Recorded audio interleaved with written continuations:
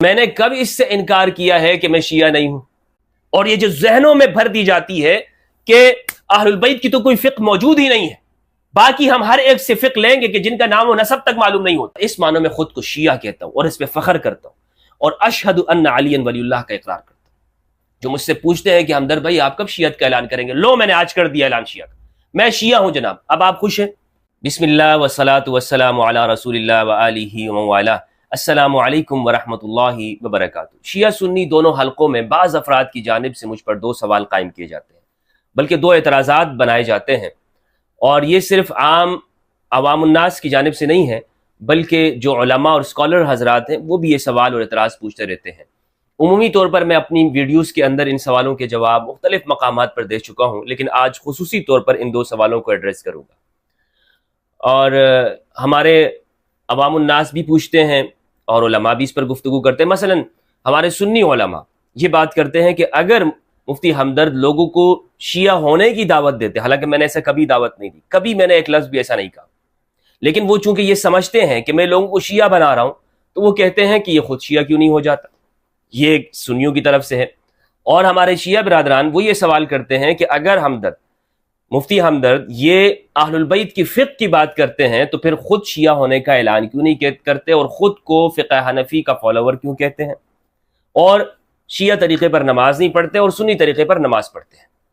تو دو باتیں ہیں، ایک سوال تو یہ ہے کہ میں خود اپنے آپ کو شیعہ ہونے کا اعلان کیوں نہیں کرتا، شیعہ کیوں نہیں بن جاتا ہوں، اور اہل البیت علیہ السلام کو ان کو مقتدا ماننے کے باوجود اور یہ کہنے کے باوجود کہ حدیث ثقلین یہ بنیاد ہے کہ امت اہل البیت کی پیروی کرے، قرآن اور اہل البیت کی، اس کے باوجود میں خود فقہ حنفی پر کیوں چل رہا ہوں؟ ان سوالوں کے جواب میں انشاءاللہ اس ویڈیو میں دوں گا۔ اللہ سبحانہ و تعالیٰ سے دعا ہے کہ پروردگار مجھے حق سچ کہنے کی توفیق عطا فرمائے۔ دیکھیں، پہلا جواب تو میرا اپنے سنی علماء کے لیے ہے کہ اگر آپ یہ کہتے ہیں کہ میں لوگوں کو شیعت کی دعوت دے رہا ہوں، یہ بات بالکل غلط ہے۔ میری کوئی ویڈیو آپ ایسی نہیں مجھے دکھا سکتے جس میں میں نے یہ کہا ہو کہ تم شیعہ بن جاؤ، کوئی ایک لفظ میرا ایسا موجود نہیں ہے۔ اگر ایسا ہوتا تو پھر ہمارے شیعہ یہ کیوں سمجھتے کہ میں سنی ہوں؟ دوسری بات یہ ہے کہ میں نے کب اس سے انکار کیا ہے کہ میں شیعہ نہیں ہوں؟ اب آپ کہیں گے، کنفیوژن کا شکار ہو جائیں گے کہ یہ کیسے ممکن ہے کہ ایک شخص سنی بھی ہو اور شیعہ بھی ہو؟ یہ نہیں ہو سکتا۔ یہی وہ بات ہے جو آج لوگوں کے دماغ میں فرقہ پرستوں نے ڈال دی ہے۔ سنی اور شیعہ میں مغایرت، اتنی دوری اور فاصلہ پیدا کر دیا ہے کہ گویا یہ ایک دوسرے کے دشمن ہیں۔ ایک شخص سنی ہوتے ہوئے شیعہ نہیں ہو سکتا اور شیعہ ہوتے ہوئے سنی نہیں ہو سکتا۔ یہ بات دماغوں میں بھر دی گئی ہے اور امت مسلمہ آپس میں لڑی جا رہی ہے اور ایک دوسرے کے خلاف فتوے آ رہے ہیں، جناب ہم سنی حق پر ہیں، ہم شیعہ حق پر ہیں، دوسرے سب باطل ہیں۔ تو لہٰذا یہ جو دماغوں میں بھرا گیا نا صدیوں سے، اس کا خاتمہ ضروری ہے، ورنہ امت مسلمہ میں اتحاد کے نام سے یہ سب مذہبی چورن بیچ رہے ہیں۔ جب تک آپ ان چیزوں کو حل کرنے کی کوشش نہیں کریں گے، میں آپ کو جواب دیتا ہوں اس بات کا کہ سنی اور شیعہ دونوں ایک کیسے ہو سکتے ہیں۔ دیکھیں، سنیت کا کیا مطلب ہے؟ اہل السنت والجماعت، یعنی سنت کی پیروی کرنے والا، اہل السنت، سنت کو فالو کرنے والے۔ سنی کون ہوتا ہے؟ سنی وہ نہیں ہوتا کہ جو شیعہ نہیں ہوتا۔ یہ دماغوں میں ڈالی گئی یہ بات کہ سنی وہ ہے کہ جو شیعہ نہیں ہو، شیعہ کا مخالف ہو، نہیں۔ سنی وہ ہے کہ جو نبی صلی اللہ علیہ وآلہ وسلم کا پیروکار ہو، سنت محمد صلی اللہ علیہ وآلہ وسلم۔ یہ بات ہے یا نہیں ہے؟ ہمارے سب علماء اہل سنت کے کہتے ہیں کہ ہم سنت کے پیروکار ہیں، لیکن اگر یہی معنی اس کا ہے تو پھر ایک شیعہ بھی سنت کا پیروکار ہے، ایک شیعہ بھی سنی ہے۔ ایک شیعہ بھی کیا ہے؟ وہ سنی ہے اس معنوں میں، اگر سنت سے مراد یہ ہے۔ لیکن اگر سنت سے مراد یہ ہے کہ میں فقہ حنفی کے اقوال کو سنت کے دائرے میں ہی حق سمجھوں، یا فقہ حنبلی کو ہی سنت کے معیار کے مطابق سمجھوں، جس طرح کے سلفی حضرات وہ فقہ حنفی کے ماننے والوں کو سنت پر نہیں سمجھتے، اگر سنت کا یہ معیار ہو، یا یہ معیار بنایا جائے کہ موجودہ زمانے میں جو دیوبندی حضرات ہیں یہ سنت کے زیادہ قریب ہیں اور بریلوی حضرات سنت کے قریب نہیں ہیں، وہ بدعتی ہیں، یہ فتوے موجود ہیں نا۔ خود اہل سنت میں تقسیم پائی جاتی ہے کس بات کی؟ سنت کے مفہوم کی۔ تو اس معنوں میں تو سنت سے بچنا چاہیے۔ اس سنت کے، اگر اہل سنت سے مراد یہ ہے فرقے والی، اس میں کسی کو نہیں ہونا چاہیے، اور میں خود کو بھی اس اہل سنت سے نکالنے چاہوں گا، اور ہر مسلمان کو فرقے کی سنت سے نکلنا چاہیے۔ اور اگر سنت کا وہ وسیع مفہوم مراد ہو کہ نبی صلی اللہ علیہ وآلہ وسلم کی سنت کی پیروی کرنا، اسوہ حسنہ مانتے ہوئے، تو ہر مسلمان سنی اور شیعہ دونوں وہ اہل سنت ہے۔ یہ بات سمجھ میں آ گئی؟ اور میں اسی معنوں میں خود کو سنی کہتا ہوں۔ اب جو ہمارے اہل تشیع برادران ہیں وہ یہ سوال کرتے ہیں کہ اگر میں اہل البیت علیہم السلام کی اتباع کا قائل ہوں تو پھر فقہ حنفی کو کیوں مانتا ہوں؟ میرے بھائی، بات یہ ہے کہ چونکہ ہمیں ذہنوں میں زمانہ طالب علمی سے ہی شیعہ کتابوں سے نفرت دلائی گئی، ہمیں کہا گیا کہ ان کے پاس کوئی علم موجود نہیں ہے، اہل البیت نے کوئی فقہ تدوین نہیں کی ہے، باوجود اس کے کہ اہل سنت والجماعت یہ بات کہتے ہیں کہ ہمارے بڑے بڑے اکابرین اور ائمہ ابو حنیفہ، مالک، شافعی، احمد بن حنبل، ثوری، سفیان ثوری، یہ تمام یہ شاگردان رشید ہے اہل البیت علیہم السلام کے، امام زین العابدین، امام محمد الباقر، امام جعفر صادق علیہم السلام علیہم الرضوان، ان کے شاگرد ہیں، لیکن ان کی فقہ کہاں پر ہے؟ تو ہمیں چونکہ ہمیشہ متنفر کیا گیا ہے کہ ان کے پاس کوئی صحیح ذخیرہ موجود نہیں ہے، اس لیے ایک سنی کو شیعہ کتابیں پڑھتے ہوئے تردد ہوتا ہے، وہ یہ بات کہتا ہے کہ پہلے مجھے اپنی کتابوں کے اندر سے صحیح طور پر روایات مل جائیں تو میں اہل البیت کے ان اقوال کو مانوں گا، میں اہل البیت کے ان اقوال کو سب سے مقدم سمجھوں گا۔ تو اگر آپ مجھے یہ کہتے ہیں کہ میں اہل البیت علیہم السلام کی اتباع کیوں نہیں کر رہا ہوں، تو الیاذ باللہ، اللہ مجھے معاف فرمائے کہ میرے سامنے اگر کوئی اہل البیت کا قول مل جائے، ان کا عمل مل جائے صحیح طور پر اہل سنت کی کتابوں سے، اور پھر میں یہ کہوں نہیں میں ابو حنیفہ کے پیچھے چلوں گا، میں مالک کے پیچھے چلوں گا، تو یہ بات جہالت کی بات ہوگی، یہ بات غباوت کی بات ہوگی، حماقت ہے، ایسا کوئی یہ نہیں کر سکتا۔ اور میرا موقف یہی ہے کہ یہ سارے جتنے بھی ہیں، ابو حنیفہ، مالک، شافعی، احمد بن حنبل، سفیان ثوری اور اوزاعی، جتنے بھی ہیں، یہ اہل البیت علیہم السلام کے سامنے کچھ بھی نہیں ہے۔ اہل البیت علیہم السلام کا موقف اگر ہمیں درست طور پہ معلوم ہو جائے، مثال کے طور پر امام علی علیہ السلام ہے، ایک مسئلہ مجھے اگر امام علی کا مل جاتا ہے، ایک موقف اگر امام علی کا ہے، صفین میں وہ کھڑے ہیں، تو کیا پھر میں دوسری جانب جاؤں گا کہ نہیں دوسری جانب بھی صحابہ ہے؟ نہیں۔ اگر میں دوسری جانب جاتا ہوں تو پھر میں حدیث ثقلین کی اتباع کرنے والا نہیں ہوں گا۔ میں یہ کہتا ہوں کہ صفین میں امام علی علیہ السلام کا سٹینڈ یہ ہے، موقف یہ ہے، آپ کا نظریہ، آپ یہاں پہ کھڑے ہیں، تو پھر ہر مسلمان کو امام علی علیہ السلام کے ساتھ ہونا چاہیے۔ وہ یہ نہیں کہہ سکتا کہ اس مسئلے میں امام علی کا یہ قول ہے، ابو ہریرہ رضی اللہ عنہ بھی یہ کہتے ہیں لہٰذا میں ابو ہریرہ کے پیچھے چلتا ہوں۔ نہیں بھائی، یہ نہیں ہوگا۔ اور ہمارے عام طور پر سنی حضرات وہ یہی کر رہے ہوتے ہیں، امام علی کا موقف آ جاتا ہے، صحیح حدیث مل جاتی ہے، لیکن پھر بھی وہ یہ کہتے ہیں کہ اس میں دوسرے صحابہ کی رائے یہ ہے، اور وہ دوسری جانب چلے جاتے ہیں اور یہ چھوڑ دیتے ہیں۔ تو شیعہ کا جو مفہوم ہے، شیعہ کا اگر اس کا مفہوم یہ ہے کہ امام علی علیہ السلام کا شیعہ ہونا، امام علی کی جماعت کا ہونا، امام علی کی پارٹی کا ہونا، واللہ باللہ میں فخریہ کہتا ہوں کہ میں شیعہ ہوں۔ اس معنی میں ہر مسلمان کو شیعہ ہونا چاہیے، میں شیعہ ہوں۔ اور یہ جو گواہی دی جاتی ہے امام علی علیہ السلام کے ولی ہونے کی، کیا کوئی سنی سے انکار کر سکتا ہے؟ اشہد ان علی ولی اللہ، میں اس بات کی گواہی دیتا ہوں ببانگ دوہل کہ علی اللہ کے ولی ہیں۔ کسی مسلمان کو انکار ہے اس علی کے اللہ کے ولی ہونے سے؟ من کنت مولا فہذا علی مولا، اللہم وال من والا وعاد من عاد، کوئی بھی اس سے انکار نہیں کرے گا۔ آج میں بھی پڑھتا ہوں یہ لا الہ الا اللہ محمد رسول اللہ اشہد ان علی ولی اللہ، علی اللہ کے ولی ہیں۔ اس کو ملانے سے کوئی شخص سنیت سے نہیں نکلے گا، یا امام علی کی ولایت کا اقرار کرنے سے کوئی شخص بھی وہ سنیت کے دائرے سے نہیں نکل جاتا، لیکن ذہنوں پر تعصب کے پردے پڑے ہوئے ہیں، اور ہم یہ سمجھتے ہیں کہ ولی اللہ کا اقرار ہو گیا تو سنیت سے نکل گیا۔ اور دوسری جانب سے یہ سوال ہوتا ہے کہ پھر ایک شخص وہ پھر سنی گیٹ اپ میں کیوں ہے؟ وہ یہ کیوں کہتا ہے کہ میں خود کو شیعہ نہیں کہتا؟ مثلا میں اس چیز سے احتراز کرتا ہوں، اور یہ احتراز ہر مسلمان کو کرنا چاہیے، کیونکہ قرآن مجید میں جو ہمیں ٹائٹل دیا گیا ہے میرے بھائیوں، وہ ٹائٹل کیا ہے؟ سماکم المسلمین، ہمارا نام ہے مسلمین، مسلم نام رکھا گیا ہے، اس امت کا نام کیا ہے؟ مسلم ہے۔ اور یہ بھی حق بجانب ہے کہ امام علی کا گروہ، جس طرح کہ اہل سنت کی روایات ہے انت و شیعتک هم الفائزون، یا علی، اے علی تم اور تمہارے شیعہ وہی کامیاب ہے، آپ کا گروہ، آپ کی پارٹی۔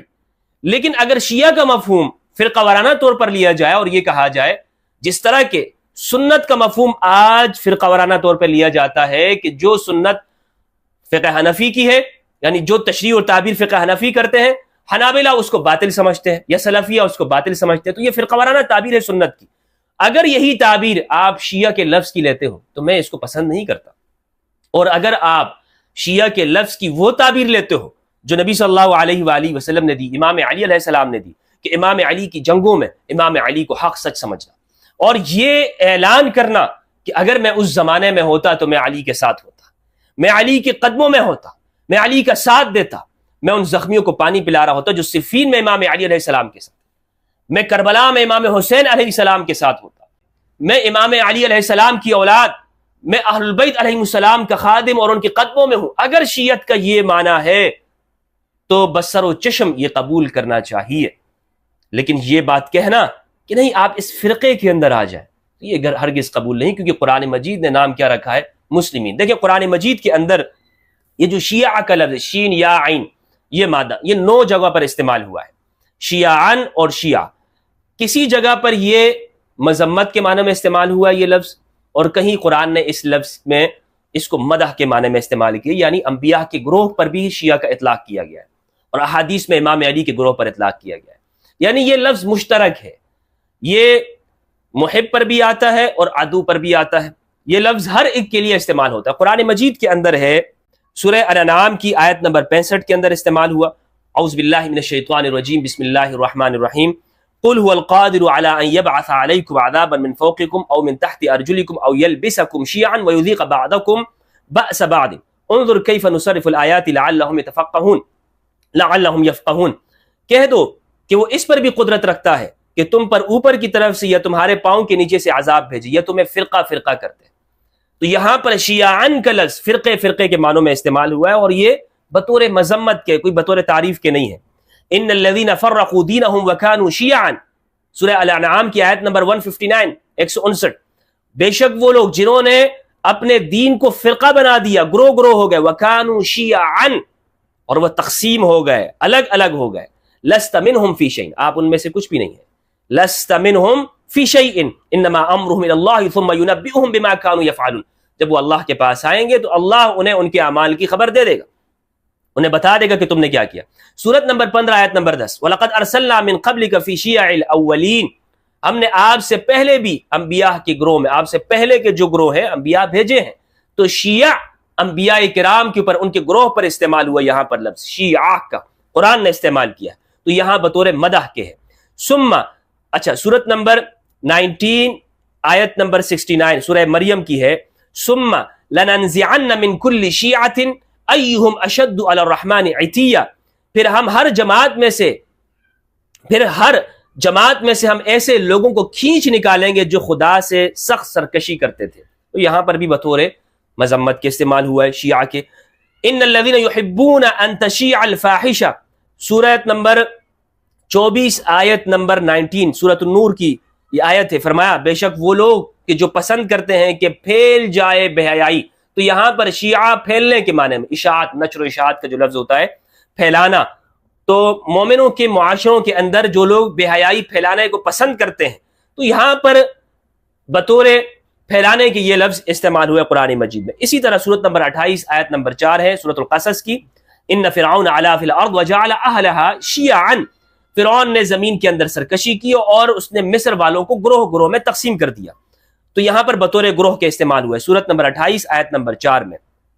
اسی طرح سورت نمبر 28 آیت نمبر 15 کے اندر استعمال ہوا یہ لفظ، سورت نمبر 30 آیت نمبر 32 کے اندر یہ استعمال ہوا ہے، من الذین فرقوا دینہم وکانوا شیعا، سورت نمبر 37 آیت نمبر 83 سورت الصافات کے اندر استعمال ہوا ہے، وَإِنَّ مِن شِيعَتِهِ لَإِبْرَاهِيمَ، اور وَإِنَّ مِن شِيعَتِهِ، اور انہی کے پیروں میں ابراہیم علیہ السلام تھے انبیاء کرام میں سے، ثم اغرقنا الآخر، یہ پچھلی آیات آپ دیکھیں گے، عبادنا المؤمنین میں سے، تو انبیاء کرام کے اوپر اور ان کے گروہ کے اوپر قرآن مجید میں یہ لفظ استعمال ہوا ہے۔ کون سا لفظ استعمال ہوا ہے؟ شیعہ کا۔ تو شیعہ کا جو لفظ ہے یہ کبھی بطور مدح کے استعمال ہوتا ہے، بطور مذمت کے بھی استعمال ہوا ہے قرآن مجید میں، تو لہٰذا کوئی شخص یہ نہیں کہہ سکتا، جس طرح ہمارے یہاں فرقہ پرست مولوی وہ کہتے ہیں مذمت والے جو لفظ ہیں وہ شیعوں کے اوپر فٹ کرتے ہیں، کہتے ہیں دیکھو قرآن میں ان کی مذمت آئی ہے۔ بھائی اگر قرآن میں جہاں پر مذمت کے الفاظ ہیں اس گروہ کو استعمال کیا ہے تو وہاں پر مدح کے اندر بھی استعمال ہوا ہے۔ حضرت موسیٰ علیہ السلام کے جو افراد ہیں جو ان کے لیے شیعہ کا لفظ استعمال ہوا ہے، ابراہیم علیہ السلام جو ابو الانبیاء ہے ان کے لیے شیعہ کا لفظ استعمال ہوا ہے، تو بطور مدح کے بھی ہے۔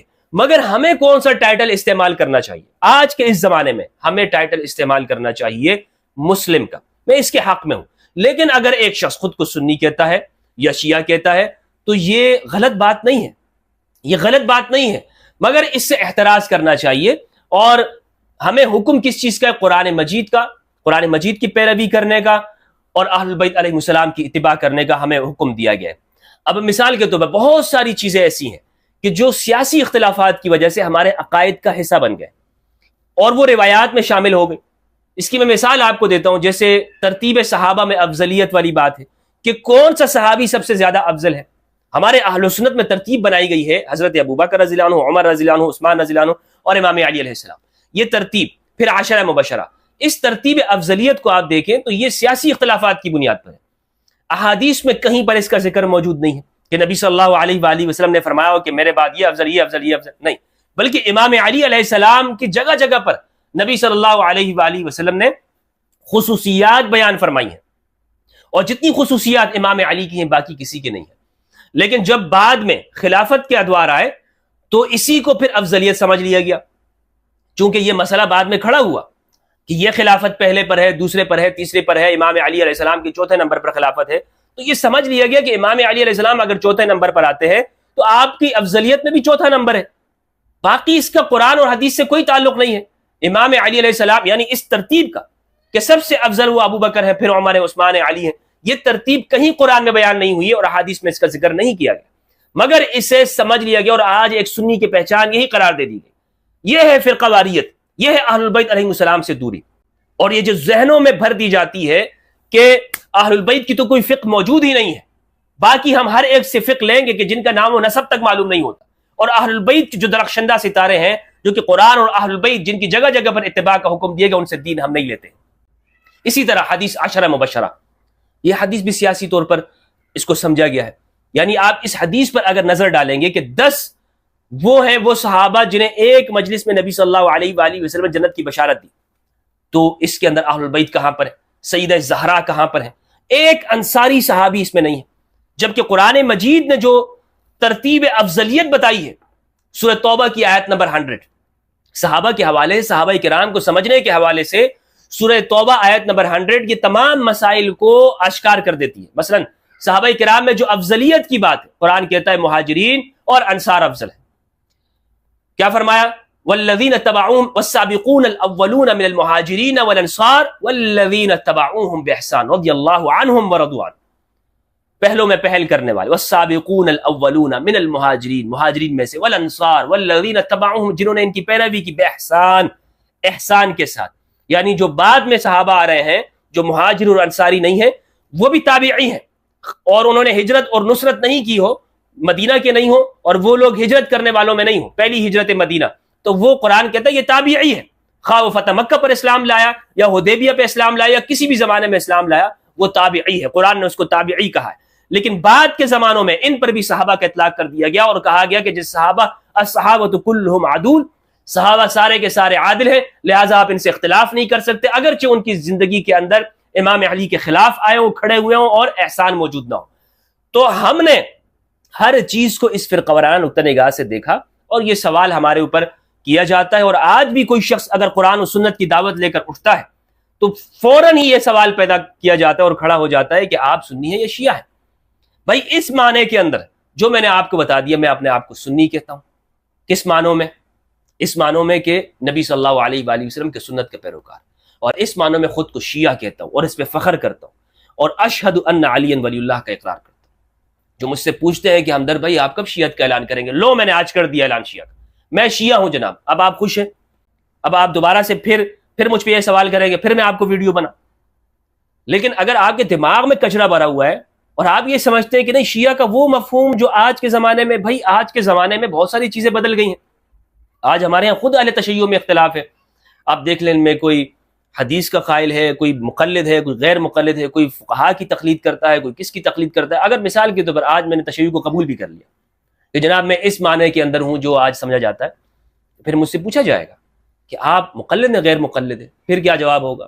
پھر اگر میں مقلد ہو گئے تو غیر مقلد ناراض، اور اگر غیر مقلد ہو گئے تو مقلد ناراض۔ ہم نے لوگوں کو خوش کرنا ہے، یا اگر میں نے صحیح سیستانی حفظہ اللہ کی تقلید کروں تو جناب خامنہئی کی کیوں نہیں کروں، خامنہئی کی کروں تو ان کی کیوں نہیں کروں، مراجع الگ ہے، تو یہ تقسیم موجود ہے نا۔ تو اس لیے مجھ سے آپ یہ مطالبات کیسے کر سکتے ہیں جب واضح بات ہے نبی صلی اللہ علیہ وآلہ وسلم نے فرمایا قرآن اور اہل البیت، اس پہ مت کیوں راضی نہیں، اس پہ کیوں راضی نہیں ہیں آپ؟ رہ گئی بات یہ کہ میں شیعت کے لفظ سے چڑ کھاتا ہوں، ایسے ہرگز یہ کوئی بات نہیں ہے، میں نہیں اس سے چڑ کھاتا ہوں، مجھے اس سے کوئی خوف لاحق نہیں ہے۔ اگر آپ مجھے شیعہ سمجھتے تو سمجھتے رہیں، سنی سمجھتے تو سمجھتے رہیں، لیکن ہم خود کو کہاں پہ رکھیں؟ تو خود کو ہم اس لیے یہاں پہ رکھنا پسند کرتے ہیں کہ ان اختلافات میں اگر آپ پڑھ گئے اور آپ نے اپنے آپ کو ایک مخصوص ٹائٹل دے دیا تو پھر جناب آپ، اس کا مطلب یہ کہ آپ لوگوں کو خوش کر رہے ہیں، آپ عام فرقوں والوں کو لوگوں کو خوش کر رہے ہیں، اللہ کو خوش نہیں کر رہے۔ قرآن میں حکم ہے واللہ ورسولہ حق و یردو، اللہ اور اس کا رسول حقدار ہے کہ آپ انہیں خوش کریں، نہ کہ فرقوں کو آپ خوش کریں۔ اور رہ گئی یہ بات کہ میں ابو حنیفہ رحمہ اللہ کی فقہ کی پیروی کرتا ہوں اور میں دوسری جانب اہل البیت کی اقتداء کا کہتا ہوں، تو یہ تو واضح طور پر کنٹروڈکشن ہے، واضح طور پر تضاد پایا جاتا ہے، تو یہ تضاد نہیں ہے۔ دیکھیں ابو حنیفہ رحمہ اللہ کے حوالے سے میرا خاص موقف ہے، خاص تعبیر ہے میری ان کے حوالے سے۔